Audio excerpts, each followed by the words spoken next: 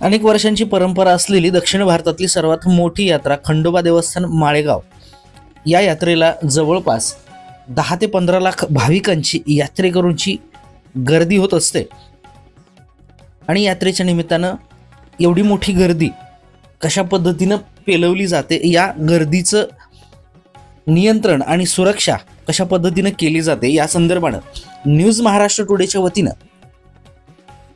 नांदेड पोलिसांकडून घेण्यात आलेला हा आढावा आणि ही यात्रा कशा पद्धतीनं हाताळण्यात येणार आहे या संबंधीची माहिती API नील पत्रेवार सरांनी आपल्यासोबत शेअर केलेली आहे। दक्षिण भारतातली सर्वात मोठी यात्रा असलेली माळेगावची ही यात्रा आणि या यात्रेच्या अनुषंगाने बरीचशी मंडळी या यात्रेला उपस्थित राहत असते। वेगवेगळे कार्यक्रमांचे आयोजन करण्यात येतात। तर या यात्रेच्या अनुषंगाने अशा पद्धतीची सुरक्षा यंत्रणा या ठिकाणी राबवण्यात येणार आहे। आपण म्हणलं तसं खरंच दक्षिण भारतातील सर्वात मोठी यात्रा खंडोबा देवस्थान माळेगाव येथील असते। या ठिकाणी जवळपास 9 ते 10 लाख भाविक येत असतात। त्यामध्ये सर्व क्षेत्रातील व्यक्ती येतात।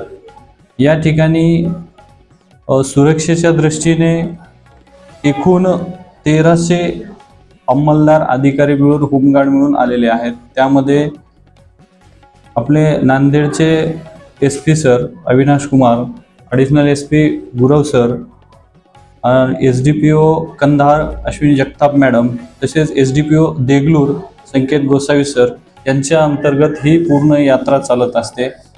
तसेच या ठिकाणी विविध प्रकारचे स्टॉल, विविध प्रकारचे उपक्रम राबवले जात असतात।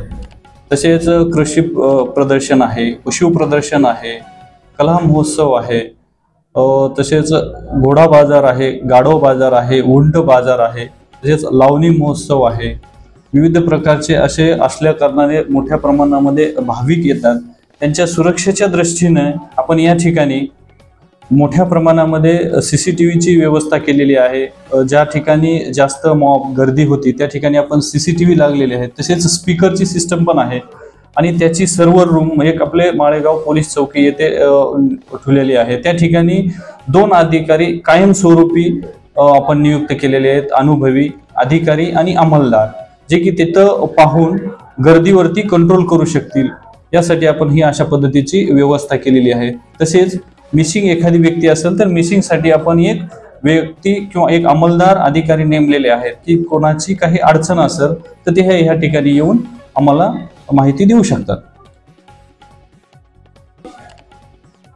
माजी पंतप्रधान मनमोहन सिंगजी यांच्या निधनामुळे राष्ट्रीय दुखवटा पाळण्यात येत असल्यामुळे यात्रेचे 29 ते 2 तारखेच्या दरम्यान असणारे कार्यक्रम पोस्टपोन केल्यामुळे सुरक्षा यंत्रणेमध्ये जी वाढ करण्यात आलेली आहे त्या अनुषंगानं अशा पद्धतीची वाढ किंवा काय म्हणजे तुम्हाला झालेल्या वाढीमुळे काय अडचणींना सामना करावा लागला?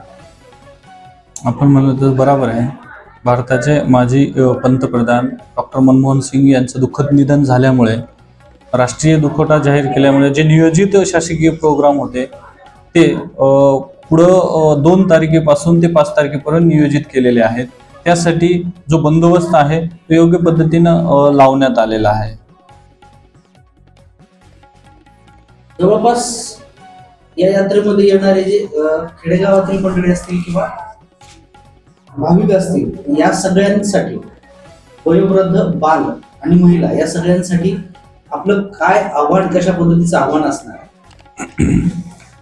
सर्व भाविक किंवा प्रत्येक जिल्ह्यातून राज्यातून येणाऱ्या नागरिकांना एक आव्हान असेल की येते वेळेस जे आपले लहान मुलं आहेत, वयोवृद्ध व्यक्ती आहेत, महिला आहेत, त्यांनी जास्त गर्दीच्या ठिकाणी जाऊ नये आणि आपण प्रत्येक ठिकाणी प्रत्येक पॉइंटवरती सूचना फलक लावलेले आहेत। त्या ठिकाणी आपण अधिकाऱ्यांचे, अंमलदारांचे मोबाईल नंबर दिलेले आहेत आणि असं काही निदर्शनास आलं तर आपण सिव्हिल ड्रेसवरती पण पथक नेमलेले आहेत की जेणेपासून खिसे कापू आहेत त्यांच्यापासून लोकांनी सावध राहिलं पाहिजे। तसं जर काही प्रकार असेल तर संबंधित जवळच्या पोलीस कर्मचारी अधिकाऱ्यांच्या निदर्शनास आणून दिलं पाहिजे।